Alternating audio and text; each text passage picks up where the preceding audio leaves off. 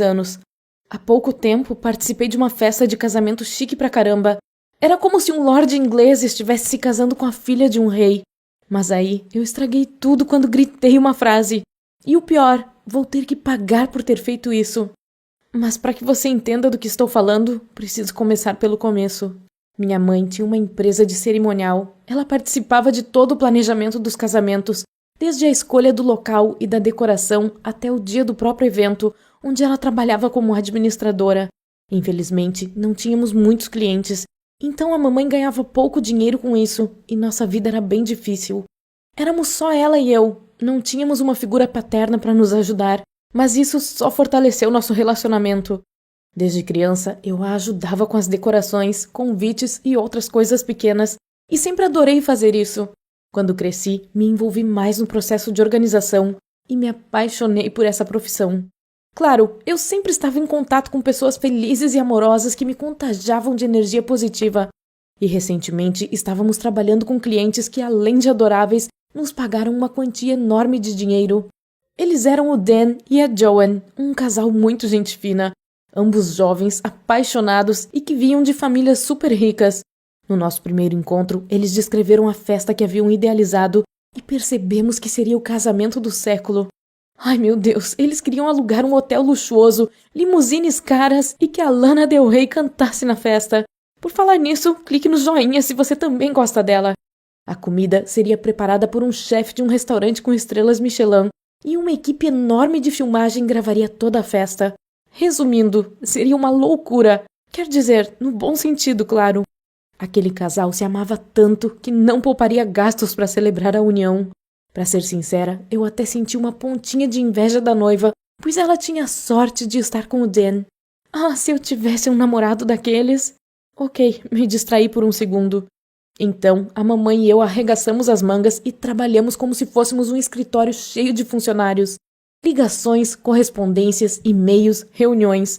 Não tínhamos mãos suficientes para fazer tantas coisas ao mesmo tempo, mas sabíamos exatamente por que estávamos nos esforçando tanto. O que receberíamos só deste casamento daria para vivermos confortavelmente por um ano inteiro. Além do mais, o planejamento de um evento desse tipo acrescentaria muito ao nosso portfólio e poderia dar nova vida ao negócio. Então, valia a pena. Mas durante o processo, acabei presenciando uma cena estranha. Eu estava a caminho da casa da Joanne para lhe dar uma caixa com convites especiais para o casamento. Até onde eu sabia, eram para pessoas muito especiais, que seriam convidadas pessoalmente.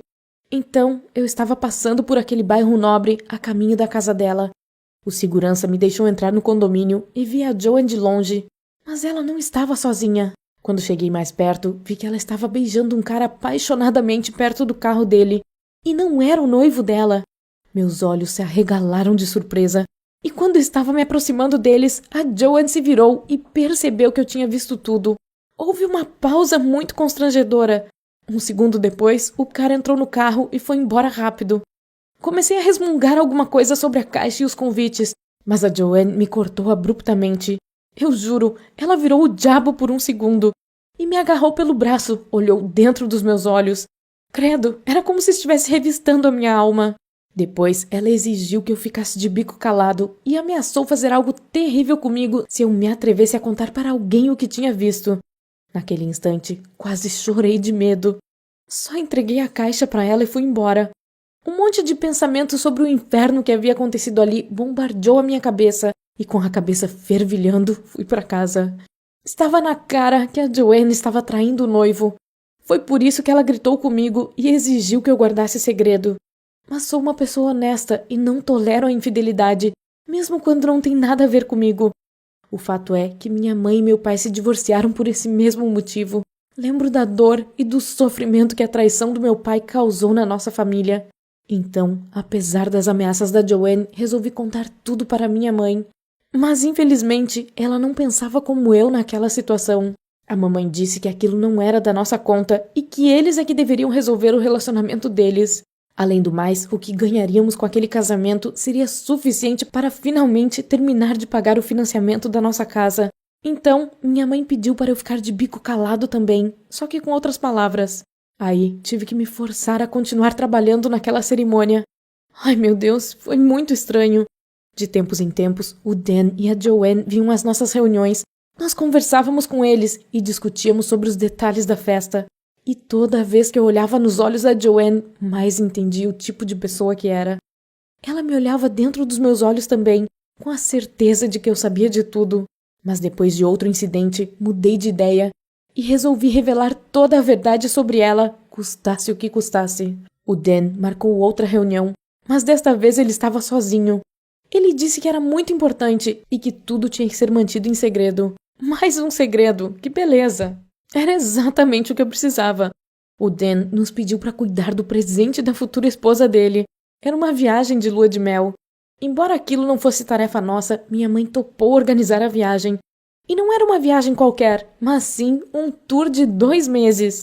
Primeiro, eles passariam pelas ilhas paradisíacas da Indonésia. Depois iriam para um resort de esqui nos Alpes. E o destino final era Nice, na Côte d'Azur. Era um sonho. E o pior é que o Dan iria dar esse presente magnífico para uma garota que o estava traindo. Ele estava disposto a pagar milhares de dólares para agradar aquela traidora. Quase explodi de raiva e quis contar tudo para ele ali, na hora. Mas a minha mãe percebeu as minhas intenções e me botou para fora do escritório. Claro, ela fez isso por causa do dinheiro, porque ganharia uma grana gorda de novo por planejar a lua de mel. Depois da reunião, briguei feio com ela. A mamãe pediu para eu colocar meus princípios idiotas de lado e tocar meu trabalho, pois estávamos fazendo aquilo para o bem da nossa família, e ela jamais me perdoaria se eu colocasse tudo a perder. Que inferno! Todo mundo estava contra mim. Resolvi deixar tudo para lá, parar de pensar naquele maldito casamento e tentar imaginar que fosse apenas um pesadelo. E o dia finalmente chegou. Tudo estava perfeito. As mesas já estavam colocadas no salão, os garçons estavam servindo bebidas por toda parte, e convidados vestidos com smokings passeavam pelo salão e conversavam uns com os outros. Juro que reconheci um deles. Era aquele cara do outdoor que estava pedindo que as pessoas votassem nele nas eleições do ano passado. Um figurão. Eu estava trabalhando como anfitriã e recebia todo mundo. Pouco depois, a limusine chegou e os convidados começaram a cumprimentar alegremente o casal mais esperado da noite. Houve muitos aplausos quando Dan e a Joanne entraram no salão. Mas aí, os padrinhos e madrinhas começaram a entrar também, e eu congelei de surpresa, pois um dos padrinhos era o cara que estava beijando a noiva no dia em que eu tinha ido à casa dela. E para piorar as coisas, ele era irmão do Dan. Irmão! Meu Deus! O que aquelas pessoas tinham na cabeça? Aquela foi a gota d'água para mim. Então me aproximei do Dan e disse que precisávamos conversar urgentemente. Nós fomos para a sala dos funcionários e lhe contei toda a verdade sobre a noiva dele e o irmão dele. Ele tentou me acalmar, dizendo que aquilo era impossível e que eu deveria focar na festa, e me deixou sozinha. Mas eu não podia deixar aquelas pessoas horríveis enganarem um cara tão legal. Então, um segundo depois, entrei no salão e gritei para todos ouvirem que a Joanne estava traindo o noivo com o irmão dele. Houve uma pausa. Parece que os convidados estavam processando a informação. Aí, eles olharam para o casal e o irmão do noivo ficou vermelho e começou a negar tudo. Mas a reação da Joanne não deixava dúvidas. Todos os presentes entenderam que aquilo era verdade. Acho que alguns até já desconfiavam. E então, o caos começou. Alguém gritou com eles, outros disseram palavras horríveis e alguns tentaram acalmar os ânimos, mas aquilo era como jogar lenha na fogueira. Naquele momento, minha mãe me tirou dali às pressas e começou a me destruir. Eu nunca a vi tão furiosa. E era compreensível, pois eu tinha acabado com meses de trabalho e feito a gente perder uma grana preta. Mas sabe, para mim era uma questão de justiça e agi seguindo o meu coração. Mas pelo visto, eu não deveria ter feito nada daquilo. Alguns dias depois, o Dan foi ao nosso escritório. Ele parecia arrasado, mas não estava nem aí para o fato de a Joanne o ter traído. Parece que ele já sabia de tudo. O fato é que aquele casamento era só de fachada. Os pais deles tinham arranjado isso muitos anos atrás. Aquele evento criaria uma aliança entre duas famílias grandes e ricas. É sério, igualzinho na Idade Média. O Dan e a Joanne não amavam um ao outro e nunca tiveram um relacionamento de verdade, mas não tinham escolha. Então, ele não se importava com o fato do seu irmão estar namorando sua noiva. E mais, o próprio Dan tinha uma amante, e a viagem que minha mãe e eu estávamos organizando era para ela. Mas agora tudo estava acabado, e as duas famílias tinham descoberto tudo. Foi um golpe enorme para a reputação deles, pois todo aquele drama aconteceu publicamente. Mas o dano moral foi só parte do quebra-cabeças. Eles tinham investido uma grana preta naquele casamento. E como tínhamos destruído tudo, teríamos que reparar as coisas. Eu destruí a vida da mamãe e a minha também. Nem sei quantos anos teremos que trabalhar para pagar um prejuízo tão enorme. E não sei se minha relação com a minha mãe voltará a ser a mesma algum dia. Ela me disse para ficar na minha desde o começo, mas não a ouvi. Não interfira na vida dos outros, você pode se dar mal. Bem, é isso. Obrigada pela atenção. Tô precisando muito de palavras de apoio agora. Fique à vontade para expressar sua opinião nos comentários e inscreva-se no nosso canal para não perder outras histórias.